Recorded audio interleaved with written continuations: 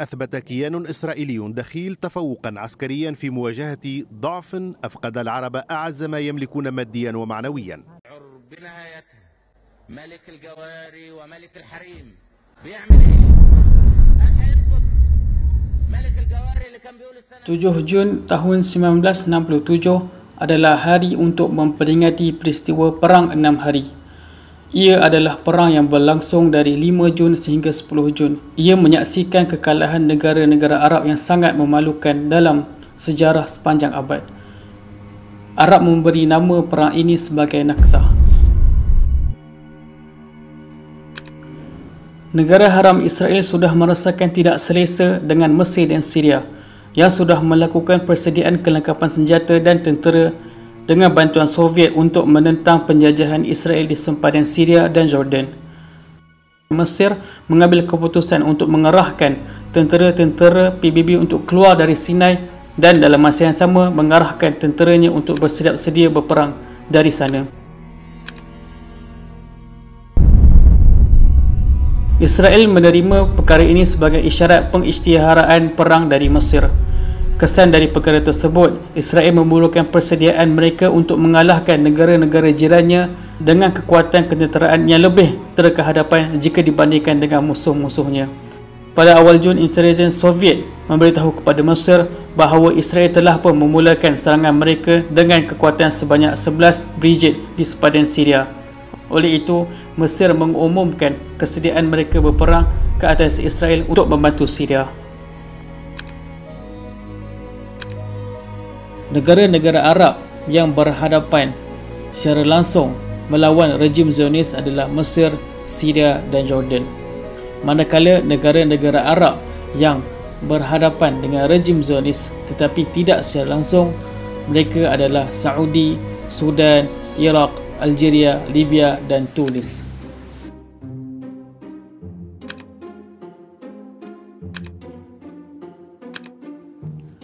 Pada pukul 8.45 pagi pada hari Isnin 5 Jun, Israel melakukan serangan udara selama 3 jam ke atas Mesir di Sinai, Delta, Kahirah dan Lembah Nil. Serangan udara ini menyebabkan 25 lapangan terbang tentera Mesir musnah dan sekurang-kurangnya 85% pesawat Mesir di darat musnah. Menurut data Israel, 209 dari 340 pesawat Mesir musnah. Bukan hanya Israel mengebom tentera udara Mesir tetapi juga mengebom beberapa lapangan terbang di negara lain. Pada pukul 11 pagi, pasukan serangan udara Jordan mengebom bandar Tel Aviv dan selatan Al-Quds serta lapangan terbang Israel.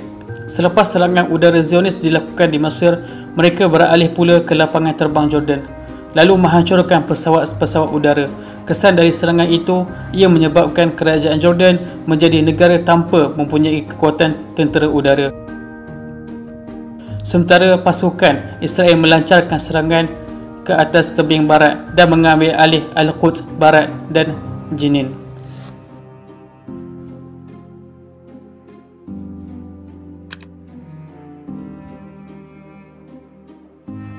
Hari pertama serangan bom dan roket saling berbalas antara kedua-dua pihak dan ada usaha untuk menebusi Syria tetapi digagalkan oleh tentera Syria.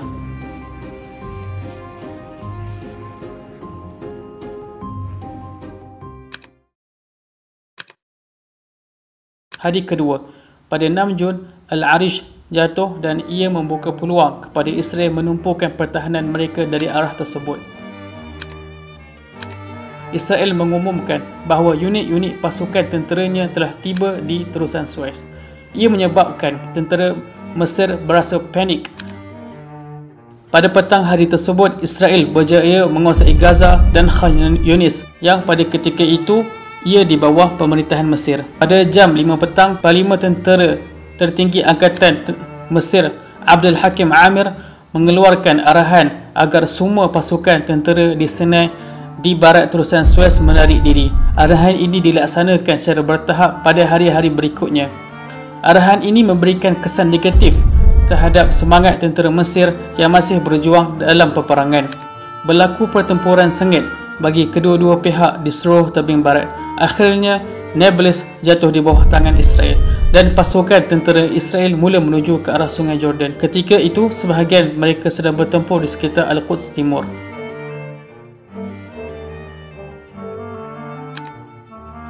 Hari kedua dan ketiga dan keempat, pertempuran terus berlaku tanpa ada kesan terhadap kedua-dua pihak.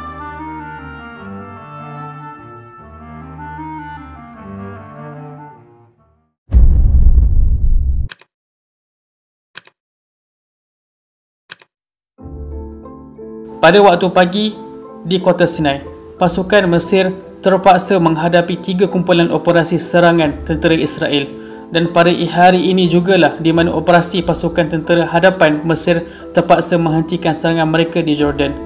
Pada saat ini, ia telah jelas tanda-tanda kejatuhan sepenuhnya kerajaan Mesir dengan munculnya pasukan tentera Israel yang semakin hampir di terusan Suez.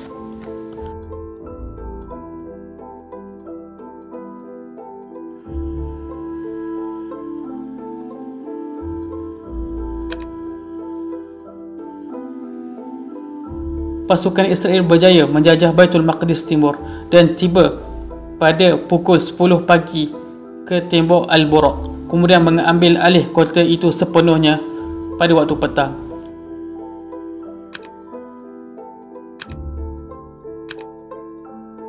Di peringkat antarabangsa PBB, Resolusi 324 diumumkan di mana ia adalah pengisytiharaan gencatan senjata pada jam 8 malam. Raja Hussein mengumumkan penerimaan gencatan senjata dan Israel juga menerima perkara tersebut.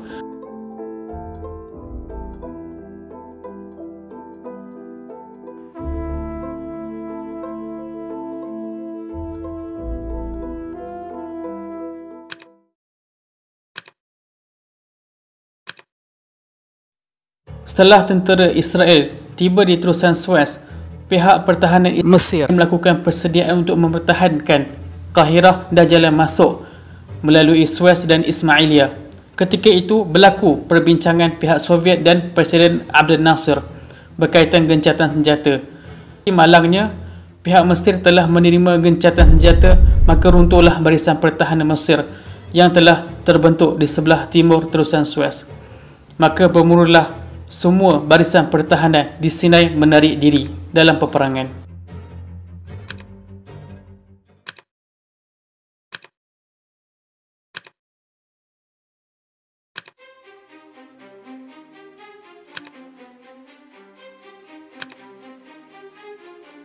Pasukan Israel secara senyap-senyap menjajah seluruh Sinai hingga Syam al-Sheikh, kecuali sempadan Ras al-Ash di utara dan timur pelabuhan Fuad, di mana dua kawasan ini masih di bawah kawalan pasukan keselamatan Mesir. Di peringkat antarabangsa PBB diumumkan Resolusi 235 pada hari tersebut untuk mengisytiharkan gencatan senjata.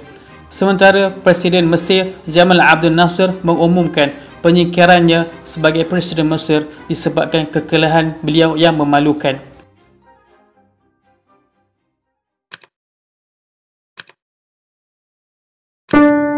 Tentera Israel berjaya menembusi kekuatan tentera Syria di utara Bukit Golan dan sampai di Eritrea. Kesannya, Israel mengumumkan penerimaan gencatan senjata pada jam 6.30 petang hari itu.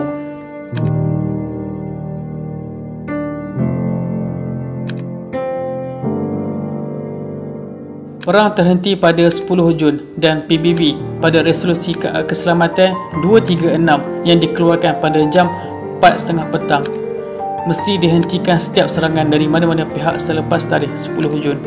Dengan berakhirnya perang, Israel mencapai kemenangan yang teramat besar. Kemenangan Israel merangkumi dari sudut ketenteraan, politik, ekonomi dan semangat agama. Israel memiliki keluasan tanah 5 kali ganda lebih banyak berbanding sebelum peperangan.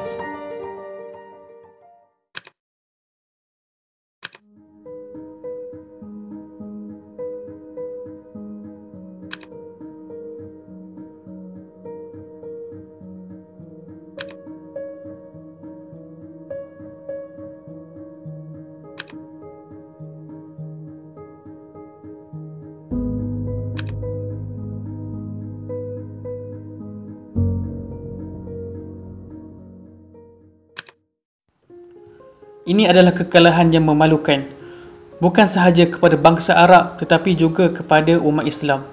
Dalam peperangan inilah Masjid Al-Aqsa dirampas dan dicemar oleh askar Zionis, iaitu pada tarikh 7 Jun.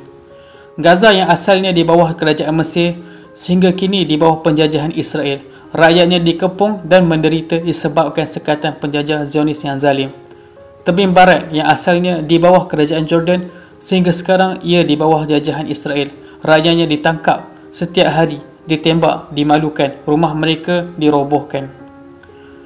Tetapi ini bukanlah perakhirannya. Kita masih punya harapan. Masih ada lagi di sana yang masih berjuang. Sehingga hari ini masih ada kumpulan yang kami percaya sedang menuju ke arah pembebasan Palestin. Dan kita sebagai rakyat Malaysia juga adalah sebahagian dari mereka. Sekiranya kita berusaha dan mahu teruskan bersama kami di PACE, jangan lupa share dan like video kami. Assalamualaikum warahmatullahi wabarakatuh.